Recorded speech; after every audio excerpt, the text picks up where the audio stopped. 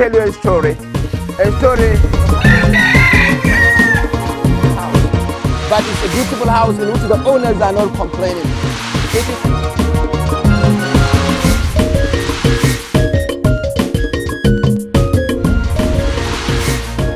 My paddling is failing me, but I'm sure I am with the experts, so we can make it. Let's go.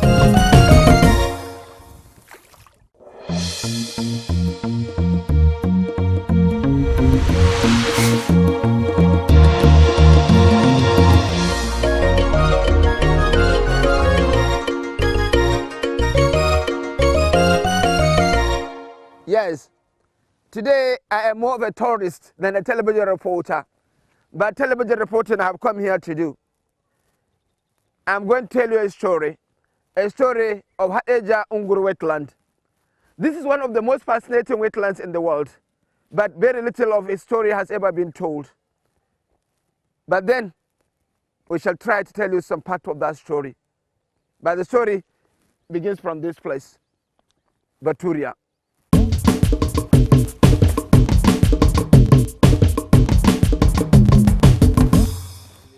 I must say again, Baturia is a unique environment, a tourist site, a bird sanctuary. Maybe this definition of what it is informed the choice of its name, Baturia, a Hausa town for European women, apparently referring that Europeans cherish unique environments. Talking about bird sanctuary, the wetlands are important for water birds, both residents and migratory. It provides them accommodation for breeding, for spending winter, and for passage in their migration. Baturia is the best known destination for these avian activities in the wetlands. Two local guides attempted to show us important areas where we can have a good watch of the avian life in Baturia. They are almost apologetic, believing that we came at the wrong time. It is like the story of Baturia cannot be completely told now, because maybe I have come in a season when it is not just convenient to go and see all the birds in this place. Around this area are thickets, bushes that covers over 40 kilometers. Inside them are birds of various species and of various definitions. Migratory birds, resident birds, and of different colors. But the issue is, all these places are waterlogged, and the water covers all the areas, so access is literally impossible. And then there is no craft around this area that will help you move around. So there is a real difficulty. But then it did not erode the beauty of the place itself. If you look at the environment is so beautiful, so catching. Baturia is a designated protected area by Jigawa State Government to preserve both the environment and the natural activities that take place there, to also support formal tourist activities in which government acquires revenue. Yet, in wet seasons, the birds are difficult to access. In fact, it was only with the recent construction of road that Baturia itself is accessed in the wet season. Our best watch was confined to safe areas close to the main road. The thickets somehow reveal an idea of the gem that are locked deep inside them. Our guides took us accessible strategic areas where we can have a good watch of the birds. Okay. And true, we came face to face with a number of them. Kingfishers are the most visible. Our guides told us there are about 6 varieties of them. We caught many on camera in active fishing. The guides also tried to give us English names of the birds common in Baturia, seeing whether they are migratory or resident. Some of the names are lovely to hear: lily trotter, cormorants, open-billed stork, kingfisher, and several others. They estimated that there are over 70 species of birds in Baturia. More than 70% are water birds.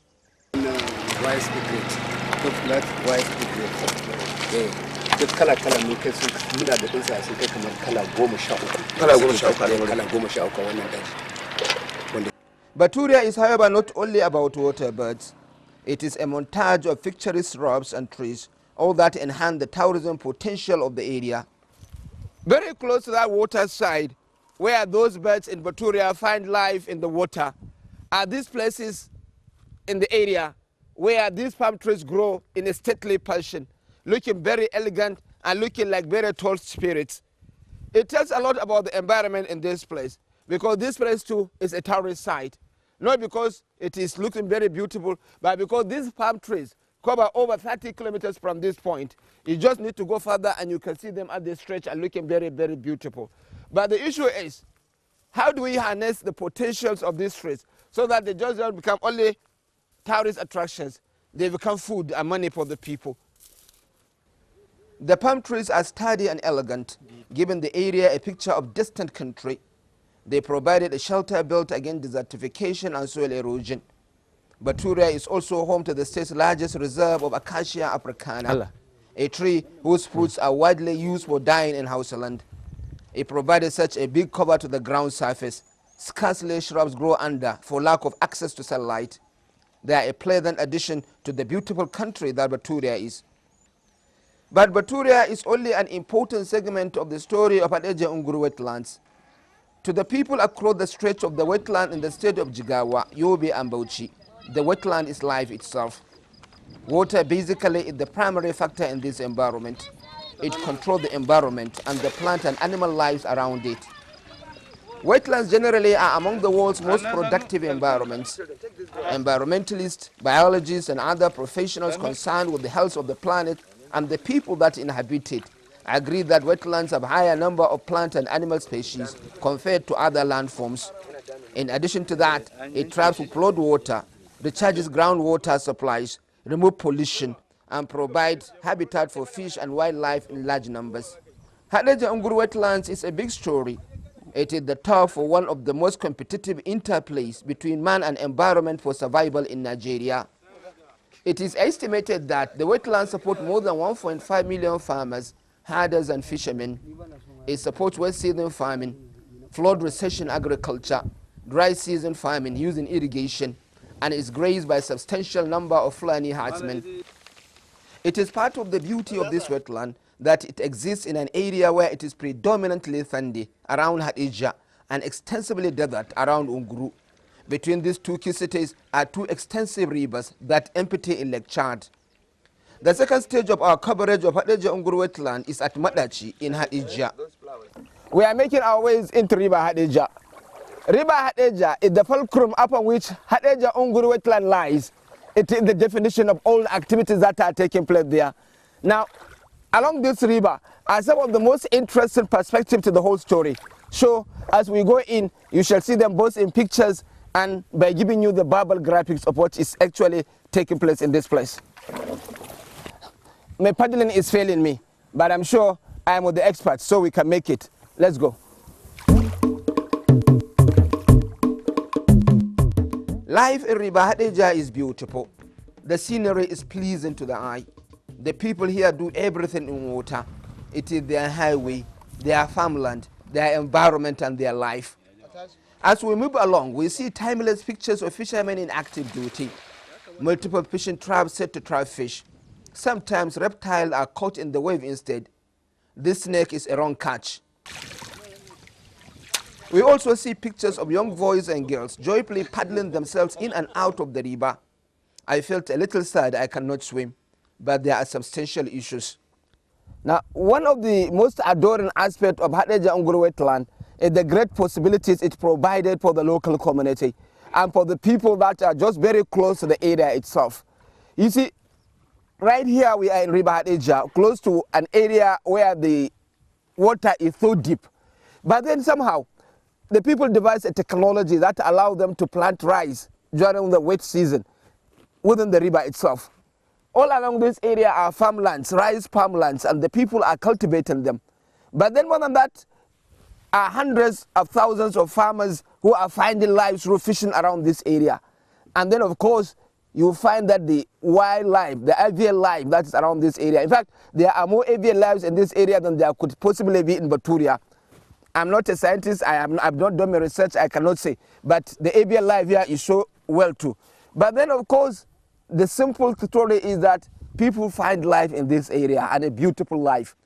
My guide in Madachi is Malam Balaraba Haruna. If you can see, from where you are seeing now, to where you are seeing in the east, where you are seeing in the south, to the north, it's all rice. I hope you get me. I get you. And each and every person you see here in the village is a farmer. He either cultivates rice or do fishing. That is our usual occupation. And you break even that. No, I know. Do you produce enough as to say you are happy? We You are. produce enough to our satisfaction. Now tell me. Let's make an example of you. How many rice do you produce, and averagely? Averagely, each and every season, I grow up to 500 to 1,000 bags of rice. That is serious. Yes, that is it. In this water. In this water. So and everybody. How many people like you are there? How many people are like you? A very large number of us like me here. I am just a small farmer here in the village. The farm we have first there, I showed you, the person gets almost 2,000 to 3,000 bags of rice yearly. 2,000 to 3,000. Why does this man need to go to the city? What will he do in the city then? He has to go to the city to find the money to do the farming. Like hundreds other farmers in Madachi, Balaraba Haruna did the rare cultivation of his rice on top of this river. Balaraba, you want to tell me that you do your rice farm in this water too? Yes, I do my own rice planting in this river. Tell me, how do you do it? That's good. During the dry season, we do our rice planting during the dry season. Okay, when it is when it is rainy season, the rice will germinate. Okay. When it germinates, it will start growing. It will start growing to the extent that the water will come and cover it. Cover it. When the water comes, it will continue growing till when it gets ripe, maybe in the water, in the river, or when the river subsides. Okay, but I think the volume of water can be dangerous to the rice. It's maybe doesn't it kill it? No, it doesn't kill it. It always enjoy the water. You know, but you see, this is a river. It is not like the kind of water we see. No, this is riverine rice. We do it in the river. We do it in the water. Always. Okay. It needs water. Beautiful and profitable at this kind of rice production is flood is a constant rate. There is a flood now. This is why we want you people to come. Now look at this place. Yeah. It's flooded. When the farmer do the agriculture, the farming, the planting, the river come and cover the whole area, and the rice can no longer germinate. Okay. That is the risk of this type of farming. As we continue our journey in River Hadija, we come across streams of fishermen, of exotic birds, of lush rice farms, of water shrubs and water lilies. As a matter of fact, the local community know all the names of the bird species around them because most are harmful to their crops, especially rice. More than all that, however, the people around Madachi are happy with their agriculture, with their rice production and fishing. There are issues, but they are within a larger perspective. The people in the Hadija Unguru wetlands are benefiting from an extensive irrigation scheme under Kano River Irrigation Scheme. Auyu in Jigawa State is the take-off point of the project. It is an ambitious dam project located upstream. It is paid by Tiga and Chalawa Gorge dams, both in Kano. There are estimated 500,000 upstream communities whose access to water was enhanced by the dam. And all over, there are public irrigation facilities to boost farming, fishing and navigation. Well, there are always interesting dimensions to be understood and to be appreciated when we talk of Hadija Unguru wetland. Now, this is an aspect where it's basically supported by Hadija Jama'ari River Basin Development Authority. They call this place water barrage. You may think it's just a mere dam, but this water, you may be shocked, is supporting more than 30 million farming families. From its point in Chalawa Gorge Dam and Tiga, right down through to Lake Chad. Now, across the road as it flows, you will find that there are different kind of families that are getting advantage of it, using it for both dry season agriculture and wet season agriculture. The perspectives are big, the accommodation is big, and in fact the people around this area, when they do their agriculture, they are not talking of subsistence agriculture, they are talking of agriculture as business. It's not only for irrigation. Water goes down to Lake Chad downstream, not only for irrigation, along the way, for fisheries, for irrigation, that's right, for water consumption, for industrial use, for livestock development, for orchard development. Because this water is the one recharging the aquifer. It's recharging the aquifer. As it goes downstream, it's recharging the aquifer, the water underground, which is supplying our wells, our tube wells, and everything. So as it moves like this, you mean it is augmenting the water system? Exactly. It is augmenting the water system down underground. But you see, there has been complaint among many people about flooding along this area most of the time because of chaotic release of water from Kachala, Gorge Dam, and from Giga. But it is ironic because the reservoir is meant to control flooding. The multiple canals and water reservoirs that dotted this area enhance the quality of the landscape.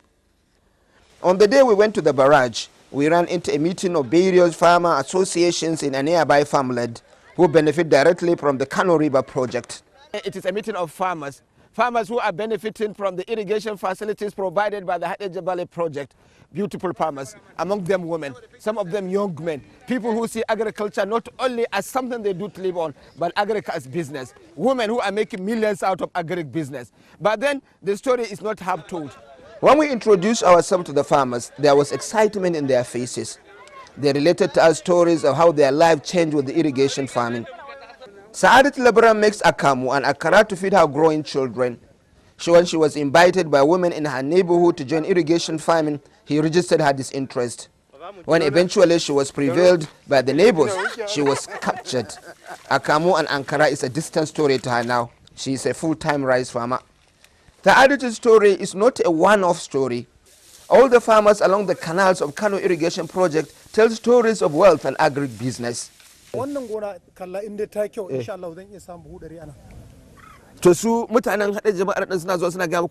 This farmland, if it delivers on its early promise, I can get as much as 100 bags.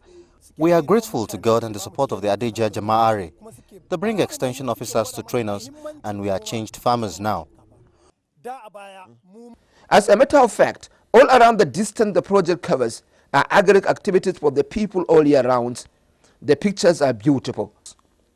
Lush rice farms, harvesting activities, farmers heading for farmlands. It is a beautiful montage of rural life, beautiful, wealthy and fully engaged. This match was reinforced by the community leaders.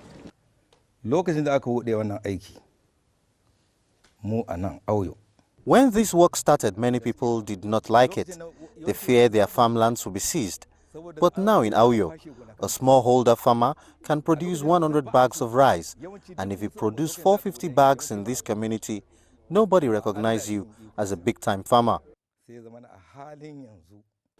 Hadeja Nguru wetlands offers life to people around it in great abundance, but it's not all rosy. Taifa grass is a threat to our agriculture. There is a negative dimension to the agricultural mecca that the farming community in Hadeja Nguru wetland find themselves. It is the threat of an invasive weed, Kachala, the Taifa grass. To an average farmer in this area, Taifa grass connotes everything evil. We took a canoe ride to a major channel of River Hadeja to capture how this grass blocks waterways, harbors birds that are distracted to cross, and how the grass takes over fertile agricultural lands. We are not long in our journey when we came back. Pierre could not allow us go further. The canoeman did not help matters too. His craft kept wobbling midstream.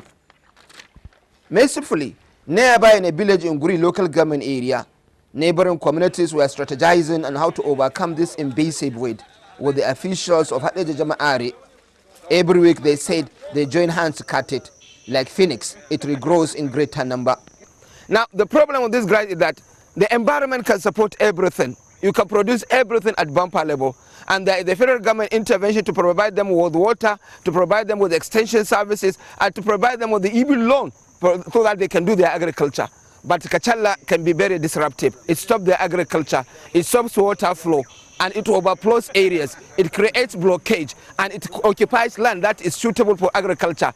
Nothing happens when Kachala is in rule. Before the emergence of this Kachala, our people, let me first of all tell you that about 90% of our people are farmers. And they do depend on dry season farming. and they do depend on this river to give water to their farms. So these years, due to lack of this water, most of our people are going outside the state to look for food or money because of lack of this water. But last year, after they cleaned all this rubbish, the water flow anywhere in the eastern part of the Guri. They get enough water for irrigation, and they get farm product 100% abundantly. Because the weeds have to be cleared all the year round, and so that there will be free flow of water. The catch is free flow of water. The water should be allowed to move freely so that it can reach downstream users. That is the idea. Because last year when we cleared all the Kachala along the way, water was reaching Lake Chad. But I think now, from what he is telling me, maybe about going downwards about 13 kilometers. In this village, issues of federal airports to dredge water channels resurrected, and what community leaders need to do differently to help themselves. Critically, however, is the fabulous wealth that is locked in Hadeja Unguru wetlands, and how Nigeria can feed itself effectively from the wealth of this endowment. So not only farming has been affected, even the fishing. Even though in the upstream you may have something because the water has been blocked here, where you have overflowing, probably you have some fish. But downstream, naturally, the fishing activity will stop automatically since there is no water. But let me tell you the quantum of fishing around this area. Is this sufficient enough to be self-sufficient? This is an area if we have free flow of water. I mean, the whole fish from Jigawa state come from this area. So if at all we have free flow of water and the water is being contained in the river and in the reservoirs, certainly we would have fish enough not only for Jigawa, not only for the northern part of the country, but the whole of Nigeria. And another area I think is the cultivable land, because a land that the water can flow, a very irrigable land. Well, you can in some places you can say it has been to a large extent. In some other areas you say that maybe 50% or partially it has been affected. But certainly when you don't have water downstream, then it completely stops the agriculture activities. As like this man has said, that some people have to move out for rural urban migration because of the lack of the activities of farming. And the land is fertile enough, it can produce fertile. This is one of the best places in the country, not even in Nigeria, and not only in Jigawa State. Yeah. This is a very fertile place that you can produce. It can be a food basket for the people around here to liaise with their honorable members, both in the House and in the Senate, so that we come together and provide the needed fund to attack this, so that if we can have a machine station in Hadeja Valley Irrigation Project, specifically for Hadeja, then it means year in, year out, we are going to clear all this in downstream from the barrage we stayed downstream. And the meaning of that is that we are going to have enough food? Not exactly. Enough food, enough fish, the livestock will prosper, we have everything, and then the people will become... And then the water will be rich in Lake Chad. Will be recharged in Lake So Chad. good times are ahead of us, and I think that is the message here. Good times are ahead. We need to do little. But obviously the land has everything. The people have the zeal to work. Everything is in place. The only thing that is not in place is the Kachala, which is upsetting all these activities, and which the people are crying that let something be done urgent so that the agriculture can continue. Our work is done. We hasten our step back to base.